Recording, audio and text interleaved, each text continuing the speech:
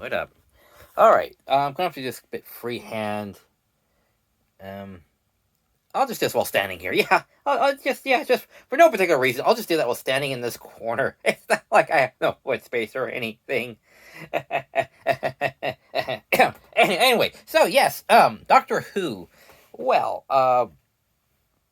the new season since Ruby Road is overall okay. I was a fan since David Tennant took over. Okay, I was a fan since 96, 97 when the movie came about. Then I was a fan of the series with David Tennant, and then Matt Smith, and then David Capaldi, and then there was Jodie Whittaker. Oy.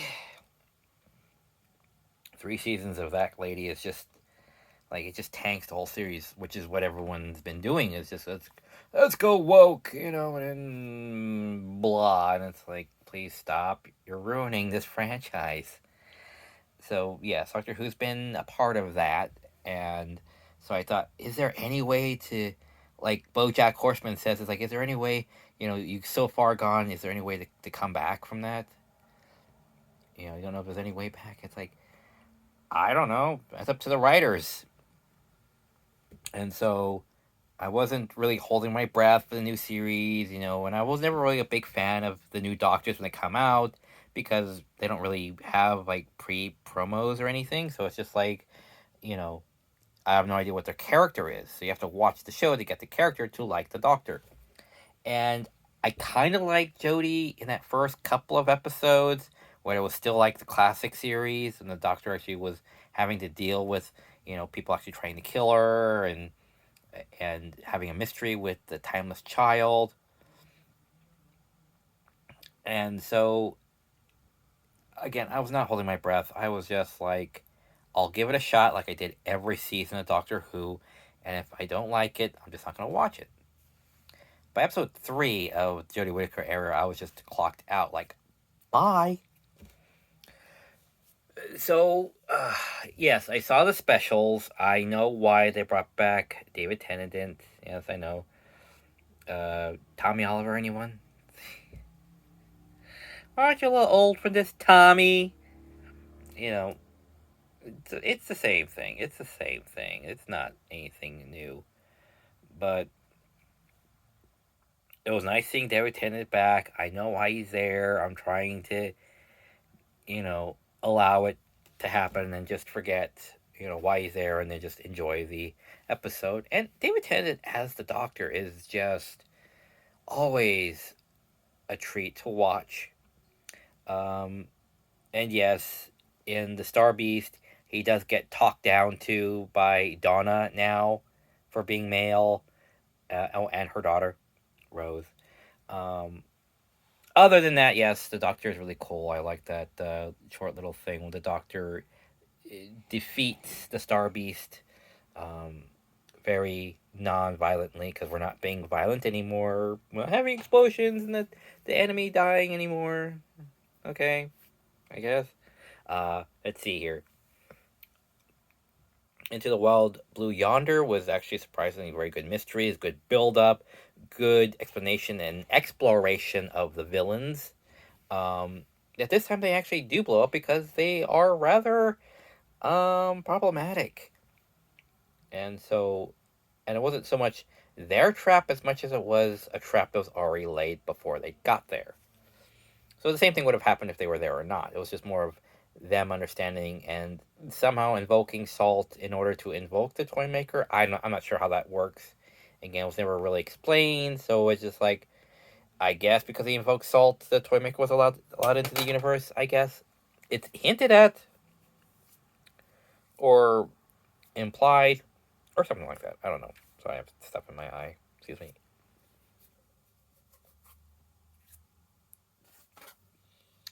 Sorry. Anyway, point is, so Well Beyonder was actually pretty good. I liked it. It was a good explanation between Donna and the Doctor of kind of like where they've been and who they are now, sort of a thing. It was nice. And when they came back for the giggle, that was actually pretty good.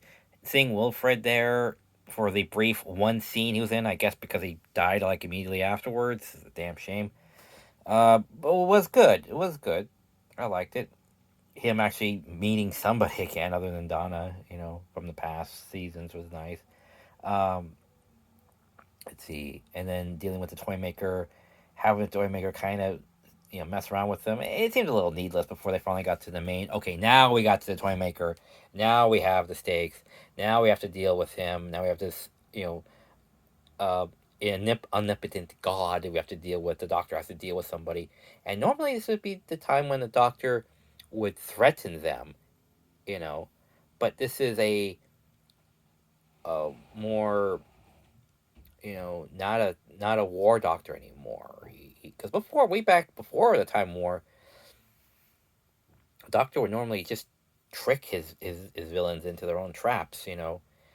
He wasn't evil, but he kind of would near the end, with the by the seventh Doctor, he was pulling stunts and stuff. He was non-violent, but he would trick his opponents into their own traps. And then the Time War came, he kind of more became this violent character because he was the War Doctor. And then now we see now recently he's no longer, when push comes to shove, he's no longer the threatening doctor, he's the pleading doctor. He was begging, like, please don't do this. And then when he gets shot down by a toy maker and then does a by regeneration, we now have the new doctor, and then they end up defeating the toy maker, and then we have so now we have three doctors, so two David Tennants and one new guy. So we have like a couple of different doctors running around. It's really quite strange. Why they did that exactly, not entirely sure. I don't know. But anyway, the doctor finally gets his happily ever after, where he gets to stay, much like that. I forget what it was, the Black Box episode, where him and the doctor, Rory, and Amy have surrounded by all those black boxes, and the doctor has to stay and live with them for like a year. So it feels more like that, like the doctor can have this domestic lifestyle where he can just, not have to be the sole savior of the universe. He can retire and chillax. Anyway, so what else? Uh, so Ruby Road. Sorry. So the new series, Ruby Road. Again, not holding my breath. Like, what's so special? So it's like not holding my breath. Kind of interesting because David Tennant's there, but it's like, okay, his character, he does express himself character wise. So it's like, okay, so I have a feel for the character. All right, but how's the story? And this story was actually fairly decent. It was a good mystery. Who is Ruby Rose? Or sorry, Ruby Road. Who is he who waits? Um, who? Why do we have time traveling goblins in a flying ship? It feels very, um, you know, uh, not Castle in the Sky, but Studio Ghibli ish. Crossed with Labyrinth. If you like Labyrinth, you're gonna love this episode. I'm just saying. And so having uh, having just stayed in it, it was really fun just to listen to the eating baby song, which is like surprisingly good for a song about eating babies. Is like, jeepers. But yes, so the episode's pretty good. The bad guy is killed in order to save the day, and then um, the doctor goes on an adventure with Ruby, and there's some theories about who the neighbor is, who says, "Have you never seen a TARDIS before?" So, uh, so there's some fan theories about that. I don't know, but then the next one, which was Space Babies, is surprisingly good. It's a good introduction, episode for the the new companion asks a bunch of questions. There's hints of further mystery down the road with the companion. You know, Rose became became Bad Wolf. Donna became the Metacrisis Dr. Donna. Um, not exactly Amy Pond, or what's her name, or Martha Jones. But the last one, Clara Oswin Oswald, she became the Impossible Girl. So there's that. So some Doctor Who companions can become something of like, can become something more. So I'm thinking that Ruby was going to become something eventually at some point, become something interesting. Uh, so yeah, Space Babies is, yeah, again, it's in one of those filler episodes. Uh, it's a very anticlimactic ending where the Doctor just implies context and understanding to the situation rather than straight up defeat the bad guy or monster at this point. Okay, so let's get to the episode everyone is hooting and hollering about. Okay, so the Devil's Cord. So a child of the toy maker shows up because the toy maker said his pantheon is coming, and one of them that does show up is what is it called? The Maestro, who eats music, and so the world becomes more dour because there's no music in the world, and so it ultimately destroys it. And so the Maestro strings up Ruby to take her musical talent, and he says, well, yes, because much like in Ghostbusters, he says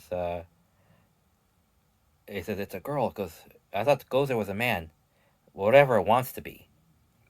So the first time I was informed that gods could choose to be whatever the hell they want. So Maestro is they, pronouns is they. Uh, some minor pronouns throwing, sure, in the beginning to establish that, but it's not repeated constantly. Like in Space Babies, where it's like, you and the babies. I mean, Space Babies. They constantly, the Doctor does that like 5 times in that episode. It does get a little annoying. Like, why does he keep saying that? I think it's real kids just to say babies, not Space Babies. Weird. Anyway, so uh, Maestro says that there's a secret song in Ruby's soul, and it's the Christmas tune that was playing at the church where she was delivered at. And then again, for the third time, it starts snowing again. It's like, this is weird. Like, what does this mean? And so the Maestro lets her go.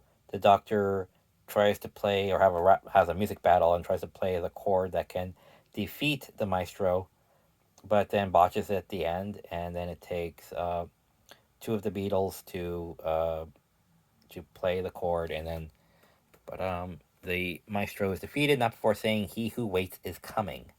It's closer than you think, and the Maestro believes that the He who waits is the one who put Ruby on the steps of that church. So again, like, what is the He who waits? And that's the one the toy maker said he ran from. He said he uh, did some things, defeated the master with his final life, and then imprisoned him in the Gold Tooth, which we'll see again at some point. Um, and so, yes, as interesting as everything has been since Jodie took over, I find that this is a good upswing from what has happened since then. The Doctor feels, well, it's a new Doctor, it's a new series, but it feels very more like how it was a bit more before. As in, not that preachy, not that boring, and the Doctor is a lot more interactive or proactive at this point. The Doctor actually does things instead of just having stuff just happen to him. He's proactive. He's not annoying. People keep saying he's gay, and it's like he's not. Doesn't come off as like Captain Jack or anything. He just seems to be very whimsy, sporadic, neurotic, or something. He seems to have high energy, basically. So he's like a little kid. He's just like so happy, and he's over all the stuff the Doctor, emotional baggage the Doctor has, and they list that at the end of the giggle where he says, Adric, am I over that? Am I over the Time War? Am I over this stuff? And he pretty much is. He does get a bit emotional about some things. Oh, and he says he once time he faced the toy maker, it ripped him in half, and that was a bad thing. I can't do that again. It doesn't make any sense because when they did the by regeneration, it didn't look like it hurt. It just was a splitting. It was kind of something that just happened, and they seemed okay when they did it. And then now suddenly the doctor's saying, "I can't do that again. It was just too much." Huh? It just comes out of nowhere. Just saying. That one just comes out of nowhere. So then, uh, the doctor and Ruby fly off again for the next adventure. So at least kind of leaves me hanging for the next. Well, leave me not hanging, but wanting for the next episode. Much like how X-Men are now. It's gotten pretty good, and I am rather invested in this. So I like it. It's a good start. It's not perfect, but it is a good starting point. It is doing its job. It has a mystery. It draws you in, both short-term and long-term mysteries. Very good. I don't know what the heck's going to happen at the end of the season, but with all the backstage stuff with Disney, it just gets stupid. Firing people left, right, and center for minor misconduct or something they find as this misconduct. And it's like, oh, for the love of criminy. It's like they should just put these people like up in a hotel and just leave them there throughout the rest of their tenures to do stuff so they can just keep them out of trouble so they can just have them throughout the rest of the season. The thing with Loki was just ridiculous. I mean, like, come on. I mean, yeah, what's his face? The time guy, I forget what his name was. Uh, he who remains, and all that stuff, and he who conquers, you know, um, they had the actor, and who's going to be the next big bad, like Thanos and all that, and then the actor was canceled, so they had to bring in a guy to replace him, and then say, yeah, well, he was. That plot point of look over there. There's another episode of another season of something coming out. Yeah, yeah. Just forget about that. We're just what's that over there? It's just gets stupid. But yeah. So I don't know how this IP is going to wrap itself up at the end of the season. If there's going to be another season that continues on with the same cast or different cast or what's going to happen, I don't know. But right now, I am interested in the next episode and see where the season goes. It seems interesting to me. All right. Well, I'll let you go. And again, if you feel like you want to donate to my PayPal box, the link is in the description and on my YouTube page. All right. So take care, and as always, see you at the movies. Bye.